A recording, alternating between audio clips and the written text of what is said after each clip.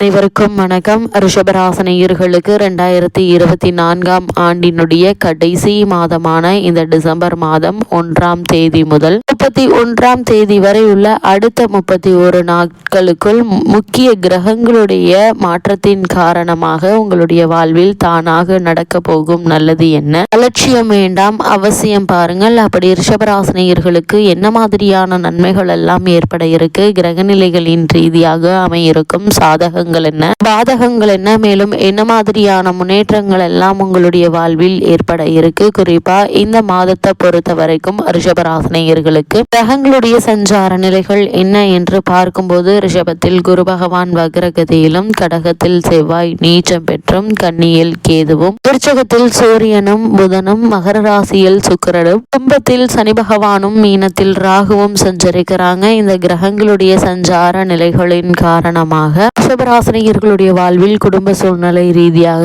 உத்தியோகம், தொழில், வியாபாரம், கலைத்துறை, அரசியல் துறை, மாணவ மாணவிகள், விவசாயத்துறையினர், பெண்மணிகள் என அனைவருக்குமே என்ன மாதிரியான நன்மைகள் எல்லாம் ஏற்பட இருக்கு என்பது குறித்தான முழுமையான பதிவு தான் இந்த வீடியோல நம்ம விரிவா பார்க்க போகிறோம். அந்த வகையில ரிஷபராசினியர்களை பொறுத்த வரைக்கும் நிகழ இருக்கும் டிசம்பர் மாதம் 1ஆம் தேதி முதல் 31ஆம் தேதி வரை உள்ள இத்தருணங்கள்ல என்ன மாதிரியான நன்மைகள் எல்லாம் ஏற்பட இருக்கு என்று பார்க்கும்போது, உங்களுடைய ராசிக்கு தன குடும்ப அதிபதி புதன் 7ஆம் இடத்தில் சூரியனோடு இணைந்து புத ஆதித்ய யோகம் பெற்று அமர்ந்திருக்கிறாருங்க. அது மட்டும் இல்லாம உங்களுடைய ராசிக்கு 2ஆம் இடத்தையும் பார்வையிடுவது, 3ஆம் இடத்தில் உள்ள செவ்வாய் அமர்ந்திருப்பதும், 11ஆம் இடத்தில் ராகு இருப்பதும் சிறப்பான ஒரு அமைப்புகள் என்றுதாங்க சொல்ல வேண்டும். அது மட்டும் இல்லாம நீங்கள் எதிர்பார்த்த எண்ணங்கள் ஒவ்வொன்றாக இந்த மாதத்தில் ஈடேற இருக்குது. இவ்வளவு நாட்களாக நீங்கள் முயற்சி நடைபெறாத காரியங்கள் கூட தற்போது நடைபெற இருக்குதுங்க. தன்னம்பிக்கையோடு முன்னேற இருக்கீங்க. அது மட்டும் இல்லாம சகோதரர்கள் உங்களுக்கு உதவிகரமாக இருக்கிறாங்க. புதிய முயற்சிகள்ல வெற்றி உண்டு என்பதை கிரகநிலைகள் தெளிவுபடுத்துதுங்க.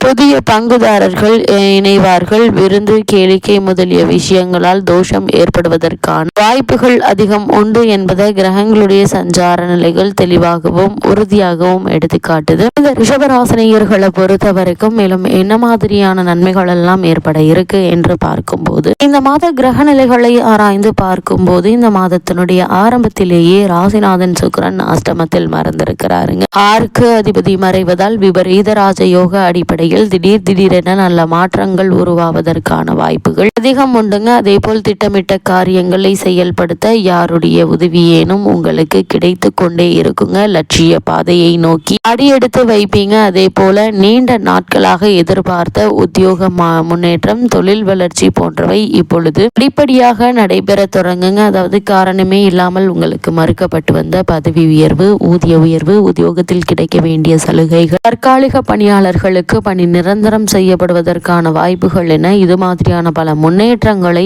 இந்த மாதத்தில் நீங்கள் எதிர்பார்க்கலாங்க. அதே போல இந்த மாதத்தை பொறுத்த வரைக்கும் குரு பகவான் ரிஷபராசியில் வக்ர இயக்கத்தில் இருக்கிறாருங்க. இந்த காலகட்டத்தை பொறுத்த வரைக்கும் உங்களுடைய ராசிக்கு அஷ்டம லாபாதிபதியாக விளங்கக்கூடியவர் குரு பகவான். அஷ்டமாதிபதி வக்ரம் பெறுவது என்பது நன்மை என்று தாங்க சொல்ல வேண்டும்.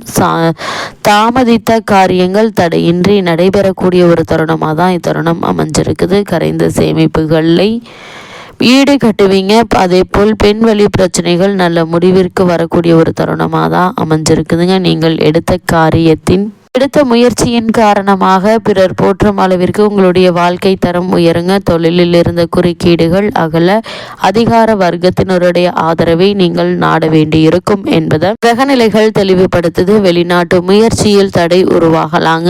உத்தியோகத்தில் உள்ளவர்கள் உங்களுடைய சக பணியாளர்களிடம் உங்களுடைய முன்னேற்றத்தை பகிர்ந்து கொள்ள வேண்டாம் என்பதை கிரகநிலைகள் மீண்டும் மீண்டும் அறிவுறுத்துது. ஏன்னா அப்படி நீங்கள் பகிர்ந்து கொள்ளும் போது உங்கள் மீது தேவையில்லாத விஷயங்களில் அவதூறு பரப்பி உங்களுடைய வேலைக்கு உலை வைக்கக்கூடிய ஒரு நிலை ஏற்படும் என்பதை கிரகநிலைகள் முன்கூட்டியே அறிவுறுத்தும் பட்சத்தில் எச்சரிக்கையாகவும் கவனமாகவும் இருப்பது நல்லதுங்க. அது மட்டும் இல்லாம இந்த மாதத்தை பொறுத்த வரைக்கும் சனி பகவானின் மீது செவ்வாயினுடைய பார்வை பதிகிறது.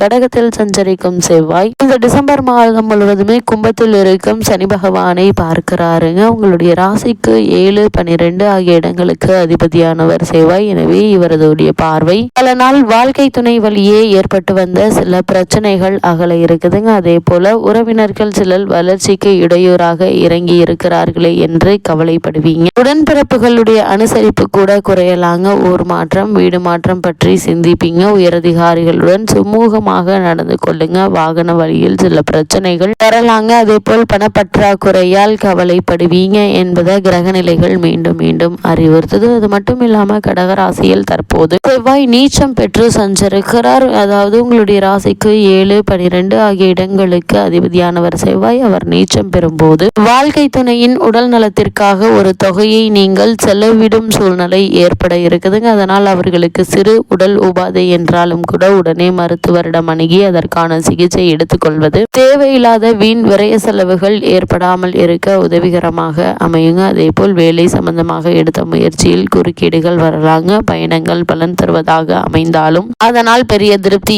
ஏற்படாது. இடமாற்றம், உத்தியோக மாற்றம் பற்றிய சிந்தனைகள் அதிகரிக்கும் என்பதை கிரகநிலைகள் மீண்டும் மீண்டும் அறிவுறுத்துதுங்க. அதே போல ரிஷபராசினியர்களை பொறுத்த வரைக்கும் நீச்சம் பெற்று சஞ்சரித்த செவ்வாய் அதே கடகராசியில் வக்ரமும் பெறுகிறாரு.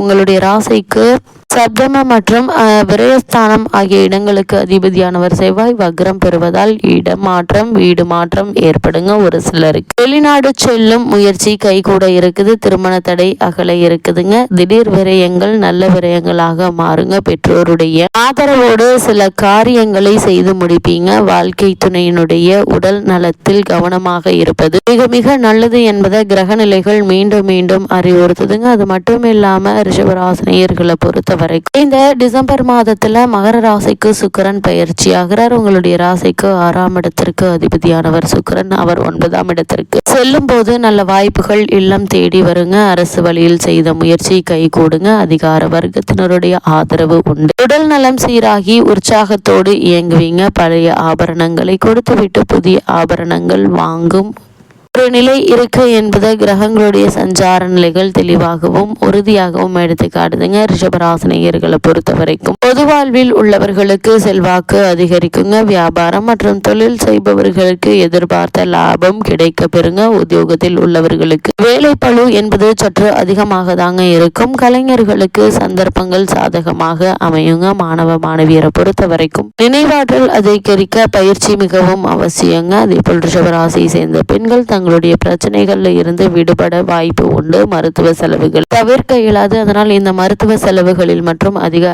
கவனம் செலுத்துவது நல்லதுங்க. அதே போல் இத்தருணங்கள்ல என்ன மாதிரியான விஷயங்கள்ல நீங்கள் சற்று கவனமாக இருக்க வேண்டும் என்று பார்க்கும்போது சகோதரனாகிய செவ்வாய் நீச்சம் அடைவதால் உடன்பிறப்புகள் விஷயத்தில் எச்சரிக்கை தேவைங்க. 5ஆம் இடத்தில் கேது இருப்பதால் பிள்ளைகளுடைய விஷயத்தில் கவனத்தோடு இருக்க வேண்டும். 7ஆம் இடத்தில் உள்ள சூரியன் அதிக பிரயாணத்தையும் தேவையற்ற அலைச்சலையும் தருவாருங்க. இதனால் கவனமாக இருப்பது நல்லது. ரிஷபராசினியர்களுக்கு கிரகநிலைகளின் ரீதியாக கூறப்படும் பரிகாரம் என்ன என்று பார்க்கும்போது சனிக்கிழமை தோறும் பெருமாள் கோவிலுக்கு சென்று அர்ச்சனை செய்து வாருங்கள். எண்ணற்ற நன்மைகள் ஏற்படும்.